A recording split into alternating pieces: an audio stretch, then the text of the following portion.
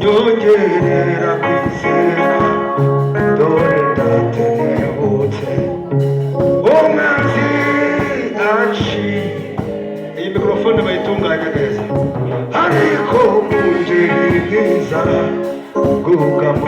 Umuntu wumva abizi iyo ndirimbo afatikanye nanjye turi gusenga.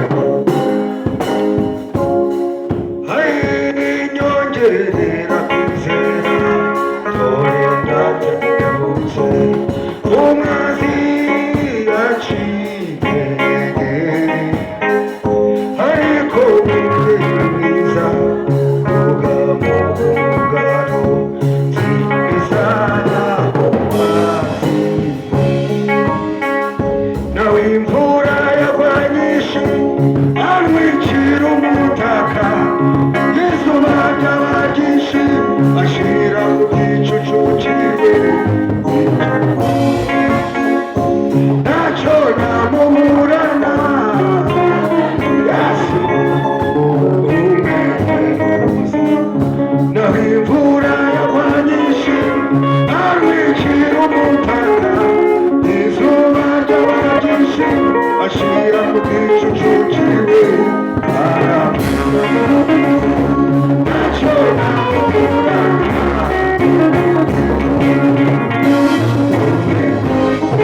umukunzi wabyo unyitaho, tekereza aho wasize, uwo wasize igicu, wasize ndegurira ukuza umunezero. Naho imvura yabanyishe inzuzi zigasenyera, mukunzi nahisemo ntabwo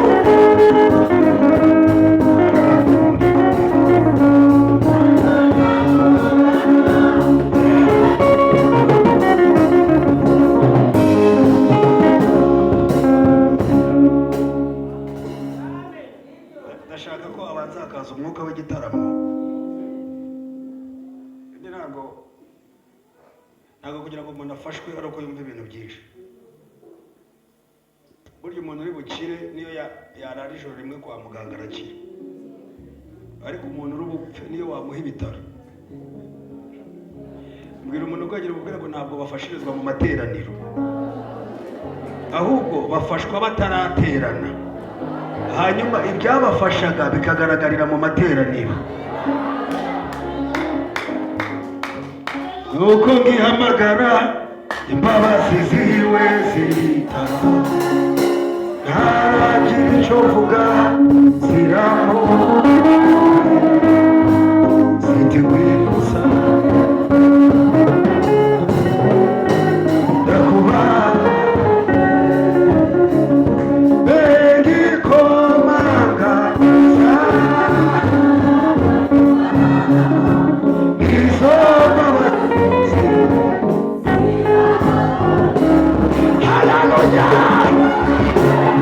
abantu babonye imbabazi z'Imana. Haleluya!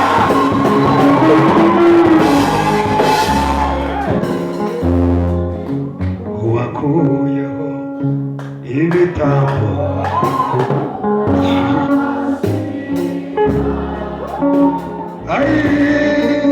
uwo Yesu.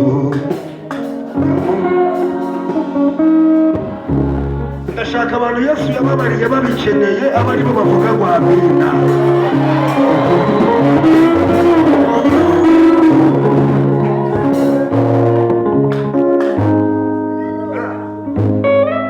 Hariho abantu bakijijwe kuko bakesha abandi, hariho abantu bakijijwe kuko bavukiye mu muryango ukijijwe, hariho abantu bakijijwe kuko aho bakora babibategeka.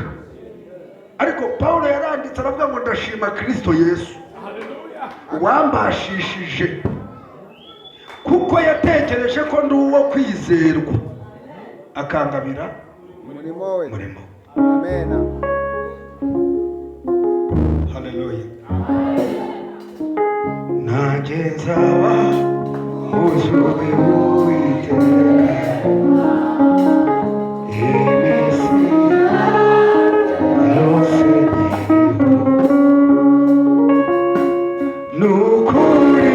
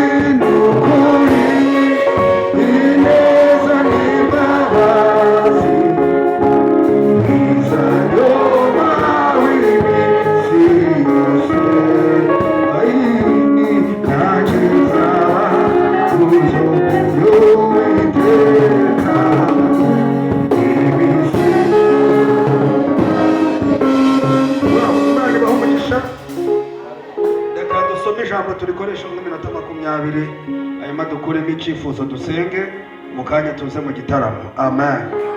Mboneza umuntu uri buryo n'ibumoso ngo uriteguye.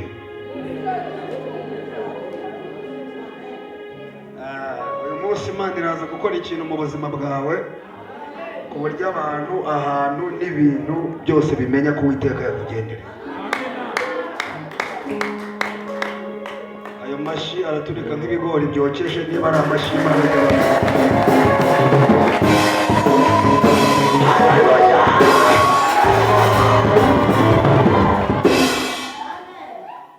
reka dusome igitabo cya mbere cy'Abami. Bababwiye ko nitwa Steven Sugira, ndaturuka i Kigali, nganira ijambo ry'Imana mu rusengero, nibo muri mu nkora. Abantu bakunda ijambo ry'Imana nibo bajya bantumira, nibo dukundana, nibyo bintu byanjye, nibyo mbamo. Nta kandi kazi nzi gukora. Amen.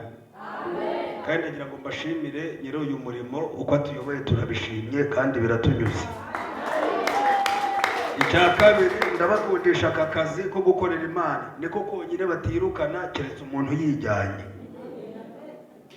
Nibajya bagabanya abakozi, nibajya bakubwira ngo baragukata, nta muntu wakugambanira ngo babigukuremo. Nyiri uyu murimo ntiyumva amabwire y'abantu, barakwanga akakwemera, baragusiga akagumana nawe.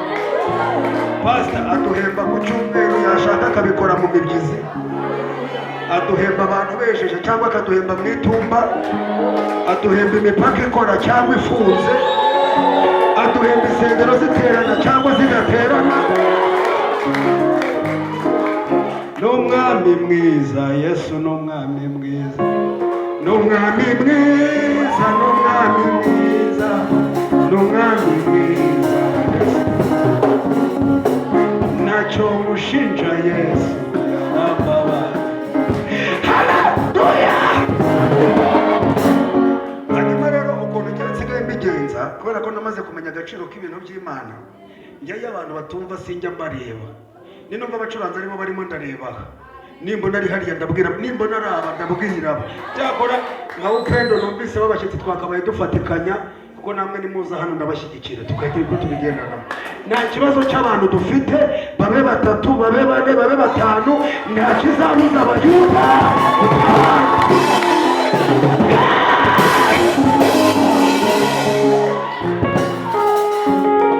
N'inzu yanjye tuzakorera Uwiteka waduhaye. Reka dusome. Rero mfa n'ibiterane biryoheye iyo biri gusoza. Tugeze dukora igiterane Nyamagabe, tugeze nk'aya masaha, twari hamwe na Korali Betelehemu ya hano hepfo Gisenyi. Umusaza arahanura aravuga ngo mwe kwikiramo ibintu byo gutaha ngo muzava hano ku isaha ya nyayo. Hano dukora imibare tureba isaha ya nyayo ni ryari, ni ku cyumweru abantu bafite akazi ku wa mbere. Bigeze nka saa 9 marayika aramanuka, twatashye ku wa gatatu.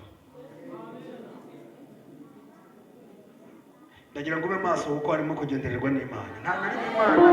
Nta na rimwe Imana yari yanduma ahantu hatari impamvu, ndabizi. Amen. Igitabo cya mbere cy'Abami ibice 17 umurongo wa 8 n'uwa 9. Bukeye ijambo ry'Uwiteka rimugeraho riti, haguruka ujye Serafati habe Sidoni abari huba, ariyo umugore w'umupfakazi niwe ntegetse kugutunga. Amen.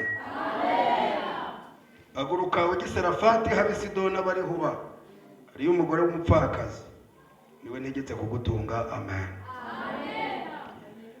Ndashaka kuganira ijambo rito rivuga ngo Imana ntabwo yareka Eliya, kubera ko Eliya adahari nta nubwo tuziranye. Bibiliya iravuga ngo Aburahamu ntatuzi, ngo Isiraheli nta nubwo atwemera, ngo Imana ni data wa twese mwiza. Umuntu ukwegereye umubwire ngo Imana ntabwo yandeka, kugira ngo atagira ngo n'ibyawe gusa. Mubwire uti ntabwo Imana yakureka, ni kwivuza ntabwo Imana.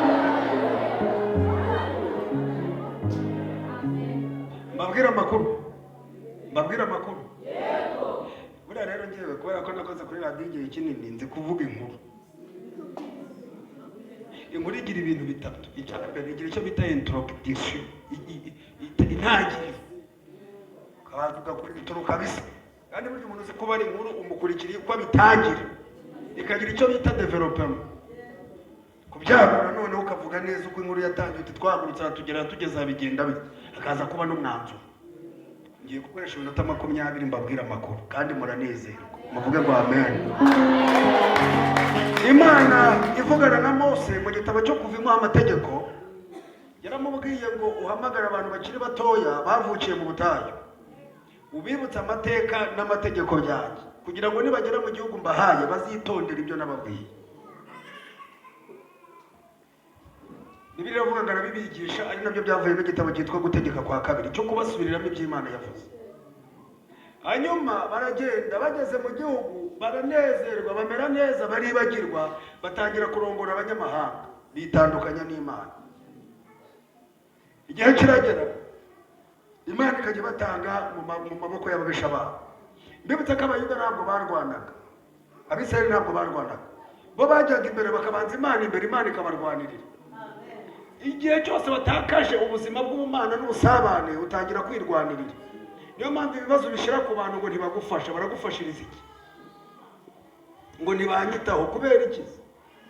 Ngo abantu ngo ntibandeba, ntibakureba nyine. Kubera iki? Wagiye mu buzima bukeneye abantu aho gukenera Imana, kandi warabagaho mu buzima bw'Imana, Imana ikaguha abantu. Akabaho imibare yoroshye, basa ntabwo mwishura amafaranga, mwishura ubuntu gusa, ubuntu bw'Imana gusa. Hanyuma ubuntu nibwo buguha abantu nibo baguha ibintu. Bya bintu ugasanga ari byo basengeraga. Uriya musozi bariya twigeze kujyaho bawita ngo kiyo hano hejuru basengera. Hariya ni wamara imyaka 3 ntiwakorera y'ubukwe. Nubwo wamareye imyaka 2 amafaranga ntiyava mu kirere ngo agwiye. Biragusaba Imana kukubwira ubukwe, ukagenda ugakara ugasa neza, ukaza mu materaniro, ukajya mu isoko, ukanyura ahantu hari abantu kugira ngo abasore bakurebe. Wavanye y'umuntu ukeneye abantu. Ugomba kuvayo ukajya hariya mu mujyi, ukanyura ahantu hari za Forex Bureau, ukajya winyuza ku mabanki kugira ngo abantu bafite amafaranga bakubwira ngo twarakubuze, twari tugutegereje, hari ibintu byawe dufite.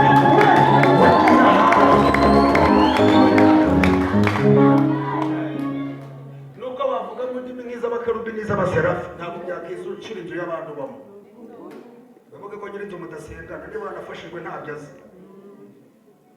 Biragusaba kuva mu buntu ukajya ahantu hari abantu kugira ngo abantu baguhe iby'Imana yavuze. Haleluya. Amen. Ndi gukora introduction rero. Imana irababwira ngo ni mu bantu nanjye nzabana nawe. Igihe kiragera bati Imana itangira kubahana mu maboko y'abanzi babo, batangira kujya babakubita, babakoresha ibintu bikomeye cyane. Muri icyo gihe umwami witwa Ahabu aza kugira amakosa yo kurongora umugore w'umunyamahangakazi witwa Yezebeli. Ayo makuru murayazi. Yezebeli ise yari umwami ukorana n'ibigirwamana, yari afite imana ebyiri zikomeye. Ise yabaga ahantu hitwa Sidoni, yari afite imana yitwa Bali, akagira n'imana yitwa Ashera.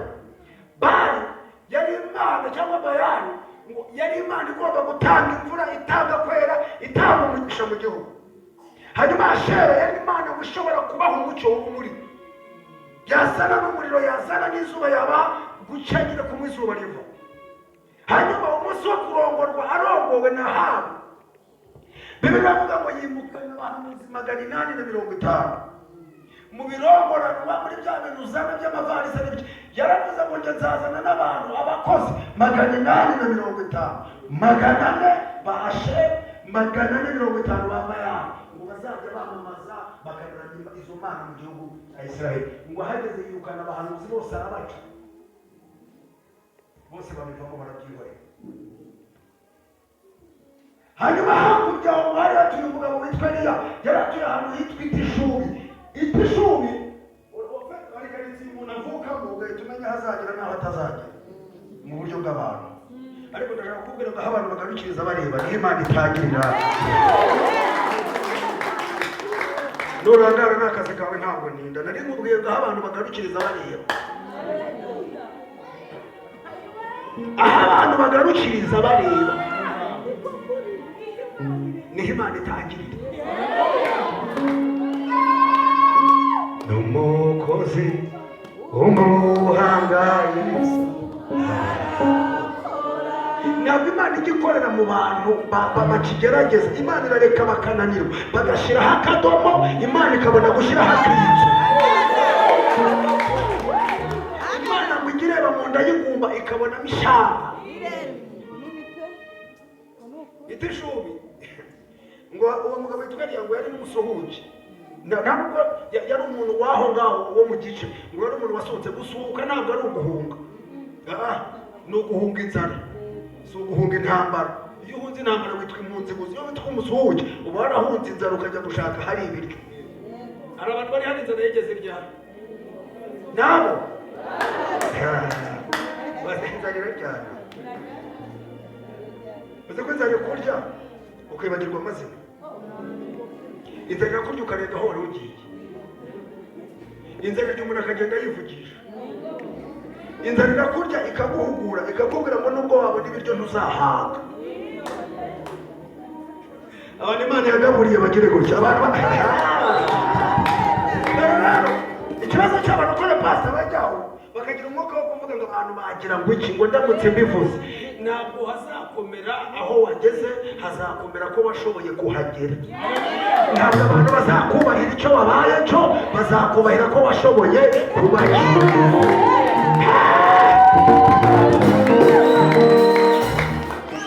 Eliya nubwo ameze muri situwasiyo imeze ityo, ariko ngo yumvaga ishyaka ry'umurimo w'Imana. Ndashaka kumenyesha ko Imana itagukoresha ibintu biruta ibitekerezo byawe. Ubu dutangiye uyu mwanya ukagenda uvuga ngo kandi nzapfa, ntabwo warenza mu kwa cyenda. Sinzashaka, n'ubundi barabivuze ko banduze, byaba byo. Mbwira umuntu ukwegera umubwire ngo icyo abantu bakwita ntabwo ari icyo Imana ikwita. Igitego icyo Imana ikwita, vuga icyo Imana yakugize ejo. Haleluya!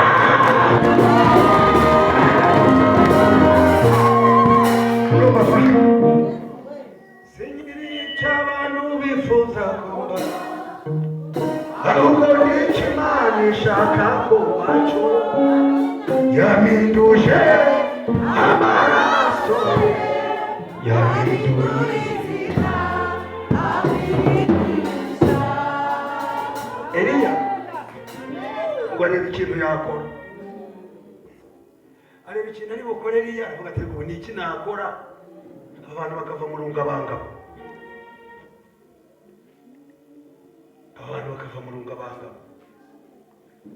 Ngo aragenda ajya ibwami. Ndagira ngo muyumve neza, ntabwo ari Imana yari imubwiye ngo jyayo, ni we ubwe ngo waryishakiye. Ajya ibwami aravuga ngo ndashaka umwami wa Isiraheli twahawe. Abantu bavuga ati nkaho uramushakira iki? Bibiliya ivuga ngo yari mugufi. Nyuma Bibiliya ivuga ngo yari mugufi, ngo birumvikana ko namusumbaga, nibura ndeberaho yari mugufi kuri njye. Ajya ibwami aravuga ngo mumubwirire sobuja ko mushaka. Aravuga ati nkaho uramushakira iki wakagawe kareshya gutyo? Aravuga ngo mumubwire ko mushaka. Ndebera umuntu kwagira umubwire ngo nutiyemera nta muntu uzakwemera. Ibyo bimeze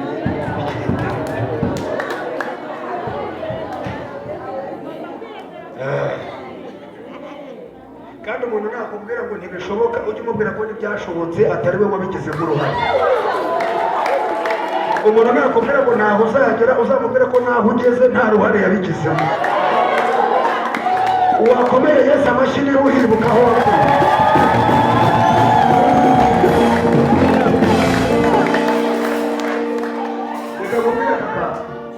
Ntabwo uriho kugira ngo ukore ibyo abandi bakoze, uriho kugira ngo ukore ibyo abandi bananiwe gukora. Ibyo abandi batashoboye uzabishobora, aho abandi batageze uzahagera.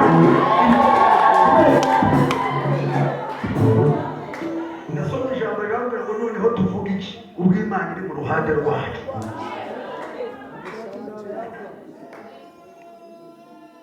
Nababwiye ko nazuye umuntu bikanga ariko nagerageje. Pastor nigeze kuzura umuntu 2011 biranga ariko nagerageje. Navuye kwigisha dufite igiterane ku rusengero nzamutse. Abantu baraho nyine gukirira ndabwo ari semeze bite mbona abakristo bacu benshi bari. Bimeze bite twe dufite amasession yose 21. Barambwira bati runaka yapfuye. None se ko muri kurira bati si umuntu yapfuye ntabwo uzi ko barira. Ndabwo ari mwakoze amakosa. Fata icyemezo cyo kurira mutambwiye. Tukubwira iki? Ndabwo rero nge namubazurira kabiri. Ndabwo reka namuzura. Nari hamwe n'umuhungu witwa Inosa njyana ku ruhande rw'ngo turasugira. Ati ndashaka kubaza. Atubundi uretse kuba wamuzura wigeze ubona nahazuka umuntu wapfuye wenda atari wowe ukabibona ahantu. Ndabwo njyana ariko narabisoma. Ngo rero Bibiliya ngo ni biblioteke. Ngo ni ibintu abantu bakusanije by'ibitabo abantu bahanuye. Kandi Inosa turagenda n'umunyamasengesho avuga indimi zikaze cyane. Inosa turi mu minsi 21 tumaze kubwiriza ko ari Imana y'abazima ikazura n'abapfuye kandi namaze kubivuga ntihagarara ndabwo ariko namuzura ari tubaza duke gusa mbabaza nanyuma nkamuzura dayikoni yite nsangira ngo rite ntabwo azuka kandi uramusebye umuntu uvugira kuri radio kwe ubundi ninde wabigutumye byiwe ko utigeze baguhamagara ibyo bintu wihaye n'igiki ndabona ko nubundi n'abantu bari baharapfa bari hehe baraza abantu nk'abangaya nimwabonye yapfuye ati n'ukuri bati yabanje aratura tubona ko yagiye mu ijuru ndabwo ni murahombye cyane nzi ko ari satani yamwishe niyaza ko ari satani bamubazuriye kuko satani ntabwo twarafite ariko niba ari Imana ntabwo boss yakwica umuntu kameme ngo nanjye ngiye gusubiramo ibintu by'ibyemezo Yesu yafashe murahombye ariko ubutaha ntiyagira uwicwa na satani. Mbwira umuntu ko yagiye mbwira ngo tugerageza nta kibazo.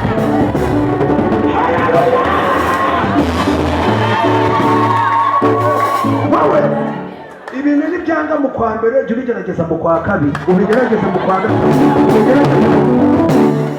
ubukwe nibupfa ntuzasenge urire ngo uvuge ngo buriya ngo nanjye ngo byararangiye ngo n'abantu bose mbagira icyangiro jya uvuga uti Imana ndagushimiye ko uyu nguyu yagiye kuko yantwariraga umwanya yatwaraga igihe kandi igihe cyabo kigiye kugera ubundi nuba n'ibintu byanze jya ubisuzugura ubibwire ngo ibi byanze ni uko byari bito reka ntekereze ibinini.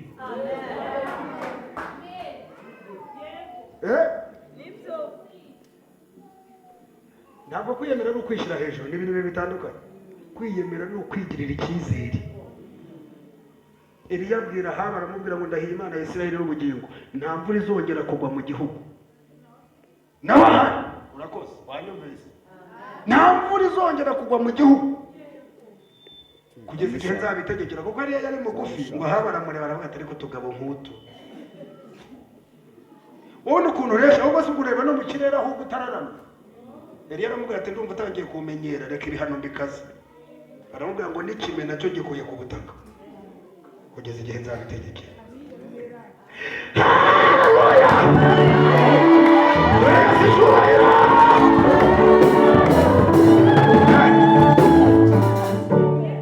Kugeza igihe rero iyo nsoma biragenda ryoherwa kuko njya bundi nigisha n'abanje gufashwa reka nkubwira akantu nize uzi ko Eliya yavuze ngo kugeza igihe nzabitegekera iyo aza kuba nkanjye nari kuvuga ngo keretse igihe Imana izabitegekera ariko wibuke ntabwo Imana yari yabimutumye ni ibyemezo yari yafashe we nawe mu ijuru ngo barebye ishyaka afite baravuga bati ibintu birafatika. Ubundi rero mu ijuru impamvu badutabara bidatinze bitagoranye guverinoma y'ijuru igizwe n'abantu 5 gusa ntabwo bisaba ba gitifu, ntibisaba kashe y'akarere, ni abantu baterana bagahita bafata icyemezo. Bakubwira ni Imana, umwana, umwuka, kandi bose bageze ikintu kimwe, ni Imana mu butatu. Hakaza umutwe witwa abakerubi, hakaza abaserafi, undi babaye gatatu, hakaza ibizima n'abakuru, bagahita babyemeza.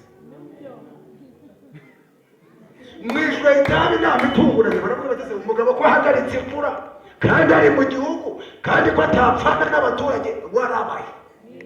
Babaze rero bati kufasha icyemezo gikaze wowe urabaye. Babwira Imana ngo muhashaka, njye nabirangije. Ntabwo umuntu yakumenyera ngo byihanganire. Niba hari ikintu Imana ikunda amagambo abantu bagivuze. Ejo sinabibabwiye umugabo agituka, nujya gusenga ukavuga ibintu bavuze ku Mana yawe n'ibyo bakuvuga.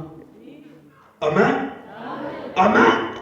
Wowe abantu bakuvuga ntuzabivugeho imbere y'Imana, yo n'amagambo. Ariko uzabwira Imana ngo bavuze ngo waradutaye, bavuze ngo waratureze, bavuze ngo ntukitwibuka. Iyo ushizemo Imana iriyizira. Ngarambe reka soze. Buriya ikosa iyo bavuze ngo Imana usenga irihe, nuzongera gusenga uragenda ukayibwira utumva ibintu bakuvuzeho. Ikunda inkuru bene izo. Bavuze ngo inzu yawe ntabwo izuzura, ukabibwira uti niko bavuga inaha. Yo yandika n'umuntu akazana amafaranga.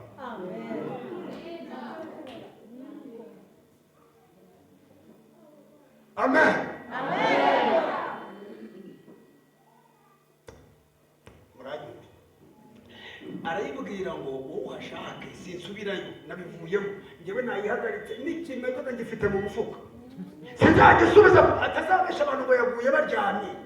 Ndashaka ko ubutaka bukakara bukuma kugeza ubwo abantu bazamenya ko Uwiteka gusa ari we Mana. Baraseka teto, kanagasaze kararindagiye. Ubu wese wahagarika imvura. Bibiri avuga ngo Imana yamubwira ngo noneho ubwo ari byo byemezo wafashe, genda ujya ahantu hitwa Ikerete, hari akagezi, niho nzagutungira, nzajya nguha amazi y'ako kagezi. Mwibuke ni muci ubutaka bwakakaye. Ariko wowe Eliya, nakubwiye ngo Imana amajambo rivuga ngo Imana ntiyakureka nubwo haba ari izuba, nzajya nguha amazi y'ako kagezi. Kabiri, nzajya nohereza ibikona bizana ibyo kugutunga bikugaburire. Kanse nuhanura murebe, narimbuze ngo Imana igiye kugutungira aho abandi baburiye. Iyo ni point. Wagira niba ubyizera.